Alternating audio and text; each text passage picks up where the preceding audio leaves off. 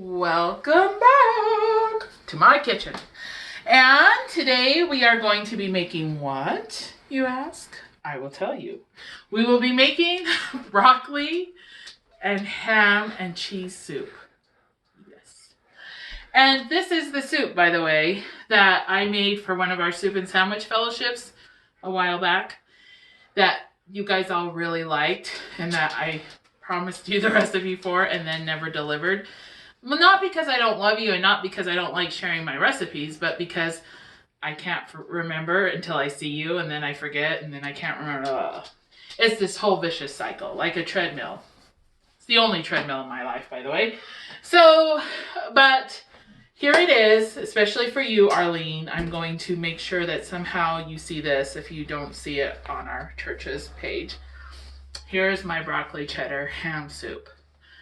This is how you do it, and it's super easy. And the only thing bad about sharing these recipes with you guys is you won't think I'm so special when this is all said and done. But that's all right. You'll love me anyway because you guys are awesome.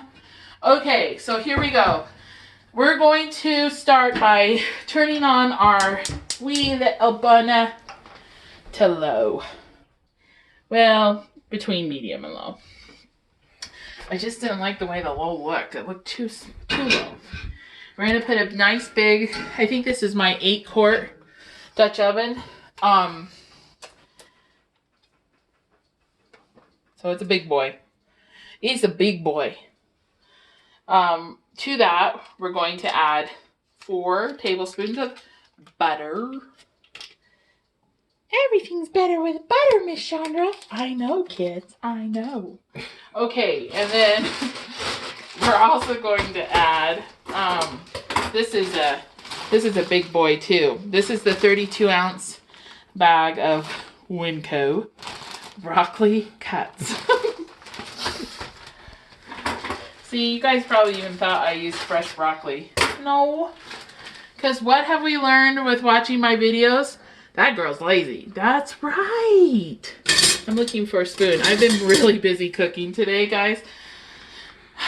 And so, like, my spoons are over drying and all sorts of weird things. Some are in the dishwasher. So, this doesn't have to completely melt. I'm just making sure that my butter is all over the bottom of my pan. That's all I'm doing. That's all I'm driving at, really. Okay, and then all we do is pour the broccoli in. Wow, that's it. Keep the camera on the pot, babe. You're fine. Just watch your wee toes. I just need to grab my lid. Okay, so all we're gonna do at this point right here, this was just snippet 1 of my soup, is get the butter off the spoon if you're able to. And then cover it. Boom. And we're going to go ahead and just let that, yeah, you're right. I didn't add water in, but that's okay. Because it's frozen broccoli, it's going to juice out a lot of water. It really does. And it's a way to like, even if I was making this for my family, like I'm making, like, let's say I'm just making broccoli to have with dinner or green beans or whatever, I don't add water to my frozen vegetables. And that ensures you to not throw the nutrients down the sink because no one's going to drink the green bean water. Oh, Mom, can I please drink the green bean water? Oh, yeah, son, here you go. No one's going to say that. So, when you're making frozen vegetables, just don't add water. Add a little butter and a lid on low heat, and they'll cook just fine without the water, and you won't lose any nutrients. So what we're doing right now is just letting that lid be on that Dutch oven on lowish heat. And we're going to start with 15 minutes and let this cook for 15 minutes, and then we'll check back with it and go from there. So, do you need to stir while that 15 minutes is going on? Watch it. You shouldn't really need to stir it, but just watch it that it's not scorching or something. But you shouldn't really need to stir it. It's just cooking. So that's it. Hey, we are back. And we have had actually about 25 minutes expire on our broccoli. So let me show you what that looks like now. You can see that the broccoli is turned kind of army green. It's tender, to even these little stocky parts are nice and tender. So it is ready to move forward with step numero 2. Okay, so step number 2 is, oh gosh, and I debated about 1/3 or a 1/2 cup of flour. As I told you in previous videos, I never cook with a recipe. So now I'm looking at this and looking at my broccoli and thinking a 1/2 cup looks too much. So let's do about 1/3 cup. We're just gonna sprinkle in 1/3 cup of flour over these vegetables. Yeah, that's probably about right. And give them a good stir to just get all the vegetables coated. I'm gonna bump my heat up to medium now from lowish. And also remember, I told you in past videos when we've made a roux, which is essentially what we're doing right here, that you want to let the flour cook for a minute. So that's what I'm doing here. But it will try to burn at this point. So just keep it moving while you're, okay. Now you can see, if you can, that all the flour is coated on the vegetables now. You don't see huge chunks or big blotches of white flour. So that's done. Now, what we're gonna do now is we're gonna add, I think here I have about 3.5 cups of chicken broth. I do often use bone broth, but right now my freezer does not have any bone broth in it. I'm thinking about doing a video for bone broth because people are kind of intimidated by it. But so this is just made with the Better Than bouillon that they sell at Costco, the organic one. I really like it. It's made as close to probably homemade broth as you can get. But you just add a little bit of this broth in at a time, stirring, and you just keep doing that, just like that.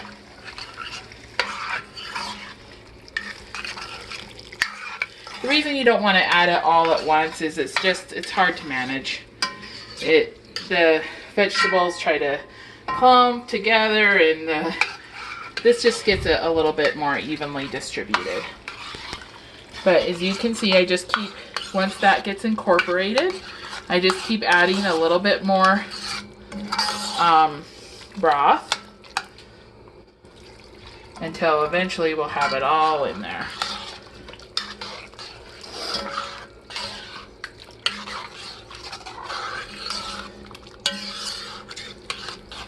Perfect.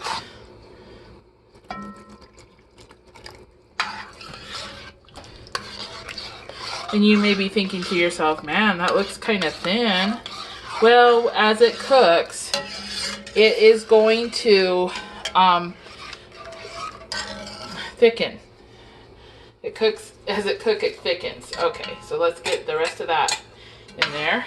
Perfect. Okay. So there's our 3.5 cups of broth in. And now we're just gonna let this cook down till it is thickened a bit. I like to get the temperature, between steps, I like to get the temperature back up so that I can really watch to make sure that I'm adding the right amount of liquid. So I'm gonna have Brian pause this and we'll be back in a minute. Okay, we're back. I didn't hear the little ding, so I'm like, really? Okay. Yes, really. All right, come take a look in my pot. See how that thickened right up? You can hear it's thicker, okay? So that was just with the chicken broth added. Now what we're gonna add, bit by bit, is 3 cups of milk, okay? This is just regular 2% milk. Now, because this is already in soup state, let's call it, it does not need to be added as slowly as when I did the chicken broth. So we can add this a little bit quicker. And again, and I mean literally, guys, when Brian pressed pause, I washed up this Pyrex in the sink, dried it, got my milk, and this was already thicker. So it is super fast. It's not a long all-day process. All right, and there's the last bit. So once that's stirred in, again, we're going to allow it to thicken just so we can control what we're doing here, making sure that we don't, because one thing I want to say to you is, I mean, it's possible, you can do it, but at this point, if you accidentally get this too thin, adding more flour is not ideal.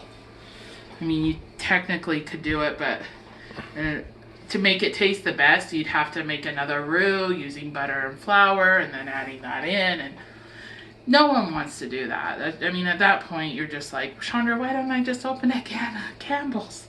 Because this tastes better and it's better for you. Anyway, don't get me started. So we're gonna let this thicken again, and then when we come back, we'll finish it up. Hey, we're back again. This is after we've added the milk and the chicken broth to our broccoli. You can see that it is thicker. Of course, it's not going to be as thick as it was when we just had the chicken broth in, because we've increased the volume by 3 cups of liquid. But this is the right consistency. It's got some thickness to it, but it's like the consistency of a thin soup. Now, I will tell you, I'm the type of person, I like what I call stoups. That's a word I made up. Are you surprised? Because I'm sure you've heard it before. But I call it the combination of a soup and a stew. It's like fusion. Soup, stew, fusion equals stoup. And I like stoups. I don't like my soup to be so thin. Oh my goodness. Okay, it's literally almost 6 o'clock. And we have been making videos, and I have been cooking in this kitchen since, what, 10 this morning, Bri? Something like that. So I'm a little rummy, meaning tired, not anything else. So anyway, and let's just get back to the soup before I cut myself in a big hole. Okay, so back to our stoup. We are going to add to it this is probably about 2 cups of diced ham. I want that to start heating up.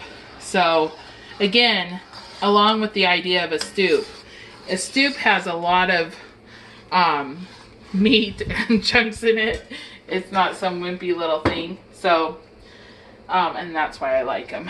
This is a teaspoon of onion powder.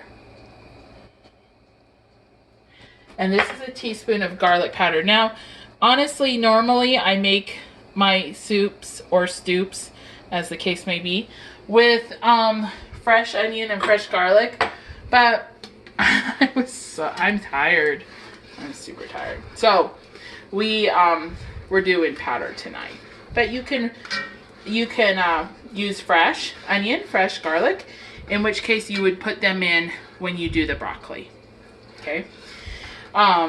So that's how that would work. And then you might still need to boost it a bit with some powder, onion or garlic, but oh man, I wish you could smell this, because it smells divine. And then we're gonna put in, this is a 1/4 teaspoon of celery salt. Celery salt is kind of one of my staples in my pantry. I mean, I use it in everything, and I just love the flavor it gives.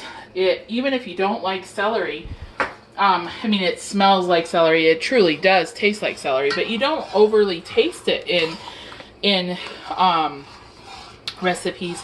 But it adds a depth of flavor like nothing else. And this is the perfect consistency now. And you can tell it's super warm. As soon as I stop stirring it, it starts bubbling. That's when you want to add your cheese. So this is 3 cups, because roughly, maybe a little less, of shredded, sharp cheddar cheese. Okay, just throw it right in there.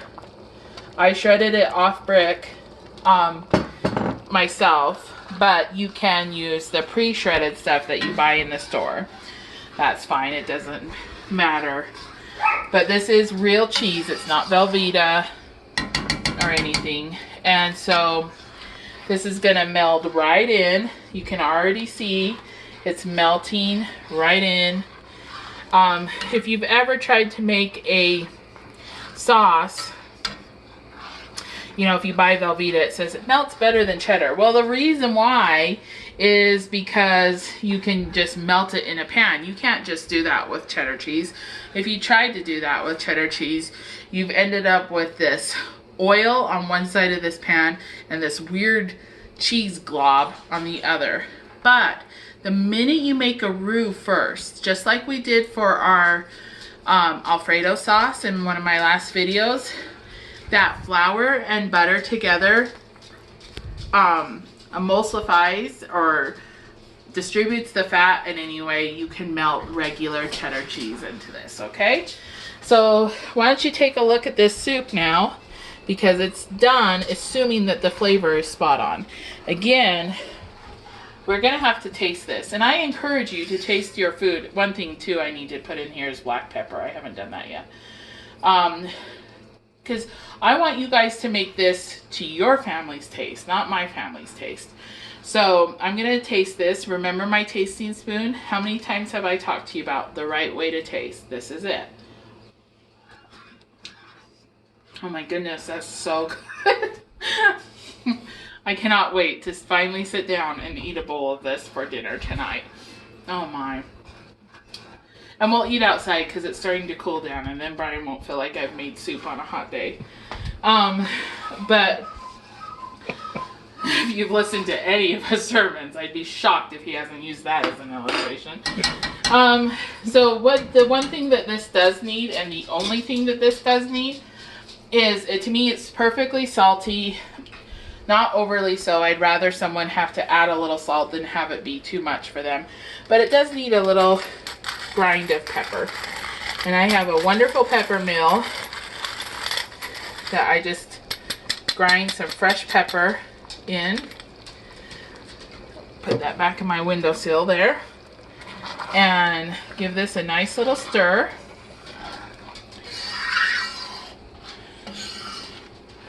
And I haven't forgotten anything. I do have out my cream sometimes, just for a little bit of fun. I just put in a, oh, someone's here. No, not here. Driving by, no doubt. Just a little shot of cream. That just gives it a little bit of, I don't know, oomph. Maybe that's a good word. Sounds like a German word. Must be good. And let's taste this now. I'm gonna also bump my heat down to low because we're gonna eat this in a minute, but I don't want it to scald the bottom. So put a little on our tasting spoon. Blow on it so you don't burn the tar out of your mouth. Das schmeckt. Okay, so there you have it, kiddos. There is cheddar broccoli stoup with ham. And I'm just gonna, once Brian gets a nice shot, I'm gonna pop the lid on that bad boy. And we'll be ready to eat in a second. So anyway, I'll make sure I put the ingredients on the description. I hope that you enjoyed watching my video. I know I enjoyed making it for you guys. And just remember, we love you, God loves you, and God's got this.